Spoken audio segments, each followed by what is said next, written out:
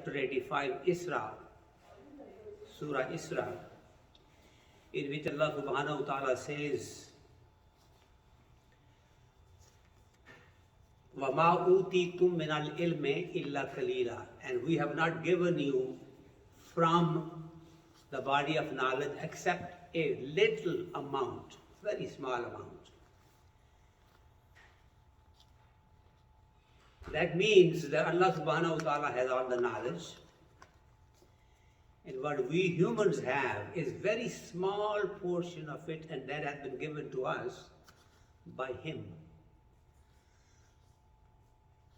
A philosopher poet whom I quoted in the verses in Urdu, he says that नावुक है, مسلماں हदफ इसका है اسرئ. Imagine a believer to be like an arrow, and it's directed towards the skies, towards the collection of stars, up towards heavens. That is the target for this believer. And he says, اسرئ Isra-Meraj Meraj. He said actually the secrets of this thing that I'm mentioning is the point of the Isra-Meraj that took place. The journey of ascension of our beloved Prophet to heavens gives us a clue about this particular power that believers have, humans have. And he says, "Tu mani wan najm na samjha to ajab kya." He says, I'm not surprised that you don't understand the meaning of wan najm iza hawa. Then Allah subhanahu wa ta'ala says in one of the surahs that I swear by the star when it came down. He says, "Hain tere mado jadr abhi chand ke mohtaj." He says, because you as a human being living on earth, you are even subject to moon, which is the smallest planet, and your tides are subject to that. Even that affects the tides on your ocean. So the moon has an impact on you.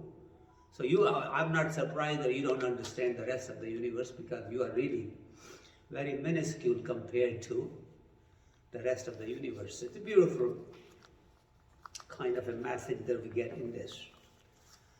Now, what I wanted in this brief session was for us to know, number one, that we have to accept the fact that our body of knowledge, including the science and technology and all that, is very limited, next to nothing compared to the body of knowledge that exists out there. We have to accept the fact that we don't know. Not only that we don't know, we can't know. We do not have the capacity to know. We have certain capacity that serves us on this globe, but we do not have the entire capacity to know. Like I mentioned, some of the creations on earth today here have far higher faculties than we do. Many animals can see the storms coming, feel the storms coming. Many animals can hear the sounds that we cannot hear. Frequencies that they hear are much broader than we do. And examples are like that all over. So first thing to understand is, when we read about Isra-Meraj, that our beloved Prophet traveled in the part of a night from Haram Sharif, from the mosque in Mecca to Al-Aqsa Mosque, and then came back at the same night, in a fraction of a night. Also he traveled 7 heavens and above, beyond, and came back, had an audience with Allah subhanahu wa ta'ala. Words were exchanged, messages were received, came back, and yet time had not moved. All of that is difficult for science to understand. Humans do not have the capacity to understand. I had given an example that if I was watching at my home before I came here, a video of a, let's say, speech of our president, then I wanted to come here, then I stopped that video, put it on pause, and came here. When I go back, if I turn that hit that pause again, it'll start right from where I stopped it. And then I'll watch the rest of the video. Me, as human being, have that capacity now to do that. And Allah subhanahu wa ta'ala, who created all this universe, He has the same capacity. He has much bigger capacity than we do. He can stop the universe everywhere else and just have one element walk around, do whatever it has to do. And then when it's done, and then starts the rest of it too. So it's not surprising that Allah subhanahu wa ta'ala stopped the worlds, stopped the time, and Isra took place. When that finished, then He told the universe, kun, and in fayakun it started to move again. Nobody realized that there was any lapse of time, because that's the way it was. Now we have stories like that in Al-Quran that we cannot deny, of course, where we are told about a traveler that saw a city that was demolished because of whatever natural catastrophe may have occurred. Started to think, how will this be built, how the city will come about again. Allah subhanahu wa ta'ala put him to sleep.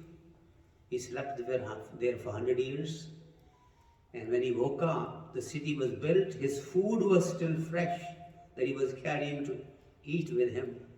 And his donkey that he was traveling on had gone into bones and all that.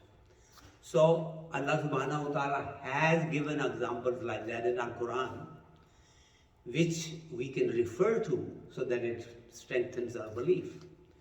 Makes it easy for us to understand the journey of Miraj. If we were to just accept those facts, and if we start to use our intellect and knowledge and science, then science will definitely fail us, because science is still learning. Science really has a lot to do. Philosophers do believe that they have limited knowledge. They do agree that knowledge that we humans have is limited, but the intellectuals and scientists do not. Science does not. Science thinks that only whatever can be proven by scientific experimentation is real, everything else is imagined. And that is the basic flaw with science. So this was the second point I wanted to make. The third point I want to make is it's absolutely fruitless for different scholars of Islam, different mufassirin of Islam, to think that they have a difference of opinion about these events. They should all agree, they should all say that yes, all of this took place. However, our understanding about this is variable. And whatever we understand is not necessarily the total truth. The truth may be much, much more than that.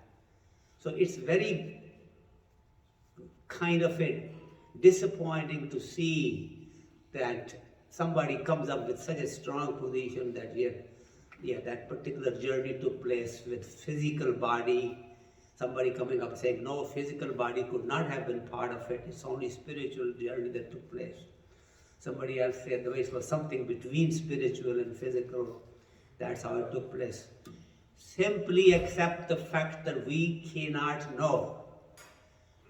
Believe whatever comes to your heart and stick with it, and that's good enough. Allah subhanahu wa ta'ala has given you limited understanding, limited intellectual ability. Accept that rather than confusing public that this happened or that happened or that happened, and people say, I don't know what happened, so I don't have to believe anything. That should not be the impression. The impression should be that knowledge is much bigger than I have. We try to understand it. This is my understanding, but I cannot deny anything else that anybody else believes. That may be so true. So, this is the approach we should have towards this journey. Inshallah, we will have a detailed talk about this evening. And I'm sure we'll learn more about this particular Isra-Meraj events that took place. May Allah subhanahu wa ta'ala open our hearts and minds to accept the truth, believe in it, live by it, and pass it on to our future generations. Jazakumullahu khair.